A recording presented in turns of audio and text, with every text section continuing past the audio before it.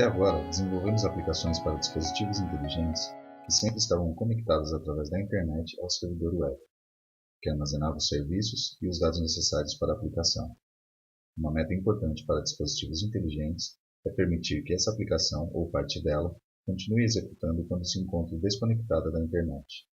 Há tarefas que, devido à sua sensibilidade, devem ser validadas no banco de dados centralizado. Também as tarefas nas quais seus dados mudam muito frequentemente também exigirão acesso contínuo ao servidor web. Em nosso exemplo, o login deverá ser com conexão, e o painel que mostra os tweets é desejável que também seja. Outras tarefas podem, entretanto, executar-se sem conexão e depois sincronizar seus dados. Portanto, devemos ser capazes de escolher quais objetos da aplicação podem ser executados offline e quais não. A essas aplicações chamamos parcialmente conectadas, pois têm acesso a dados locais e a capacidade de executar lógica complexa no dispositivo.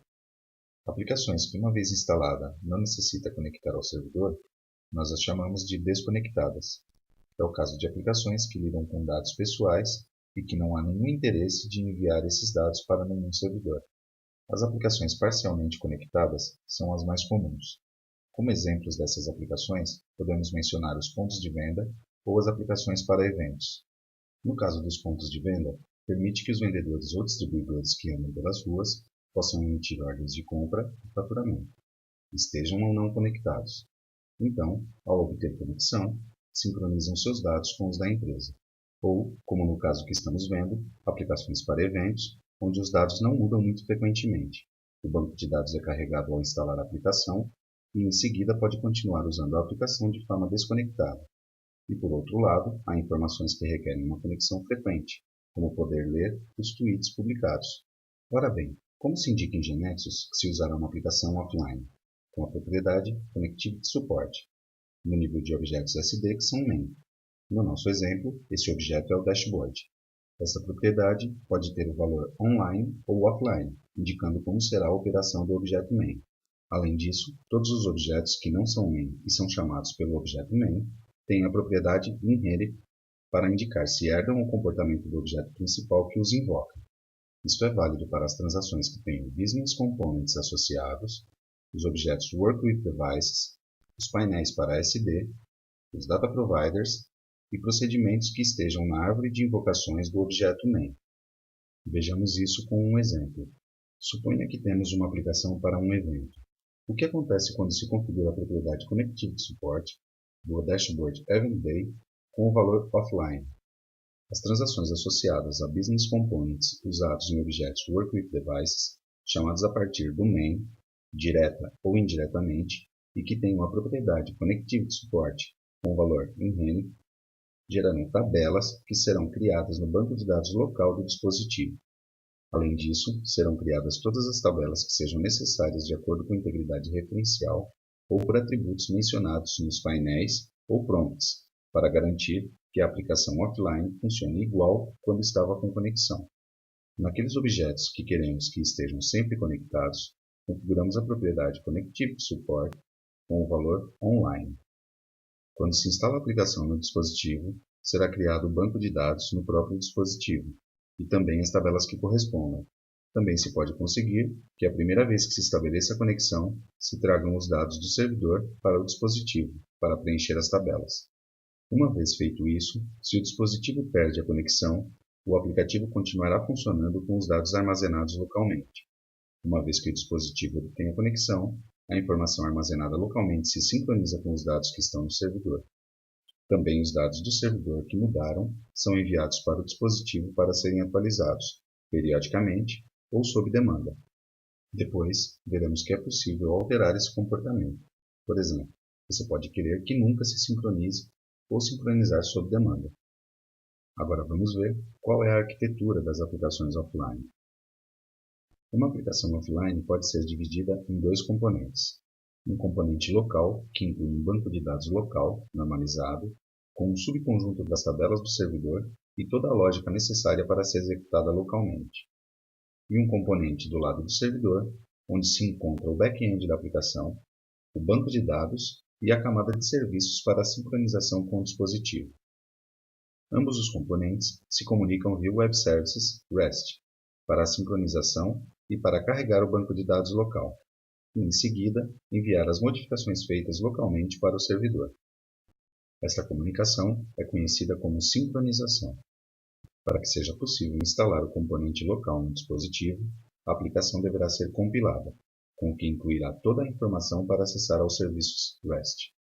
Para cada objeto main que tenha a propriedade Connectivity Support em offline, será criado um objeto chamado Offline Database.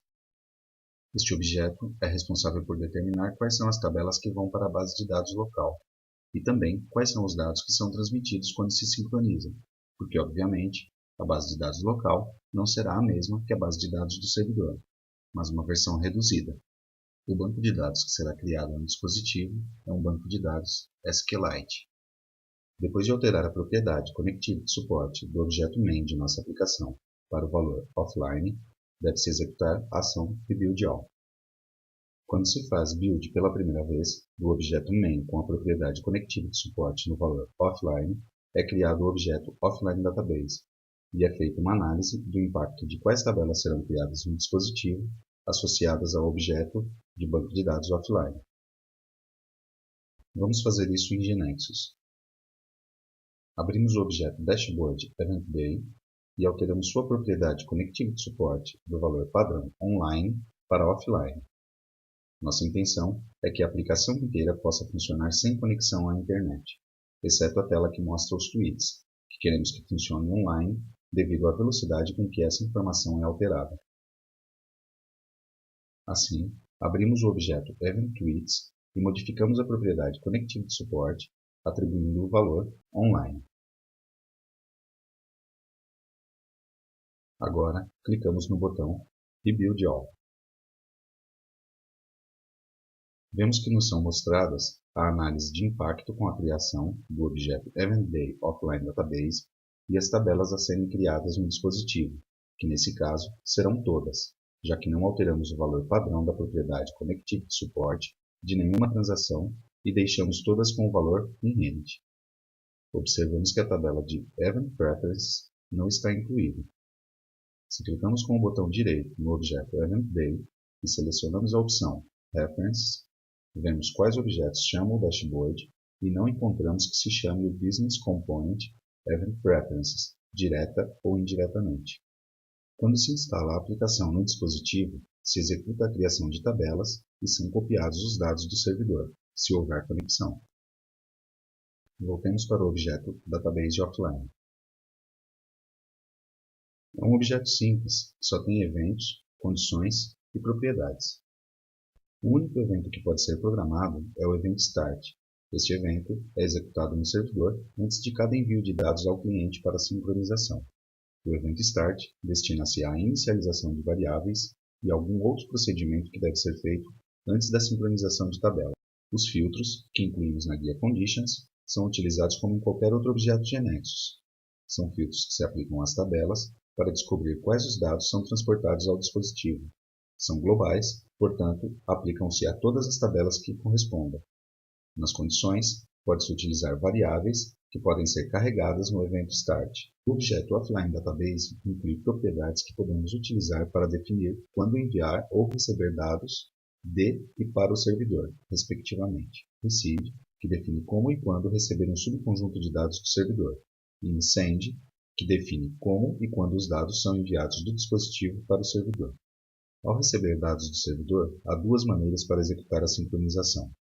Automaticamente, através do qual se pode configurar quando realizar a sincronização, se ao abrir a aplicação pela primeira vez e tendo passado certo tempo, desde a anterior, ou sempre, ou a cada certo tempo, ou nunca, ou de forma manual, na qual se deve programar por código a maneira para receber dados do servidor. O envio de dados para o servidor também pode ser configurado se será automático, quando o dispositivo obtenha conexão, ou manual, que dependerá do que programamos para fazê-lo, ou nunca, se não se deseja carregar os dados do dispositivo para o banco de dados centralizado. No caso em que tanto o Receive quanto o Send seja feito manualmente, deve ser usada a Synchronization API para realizá-los.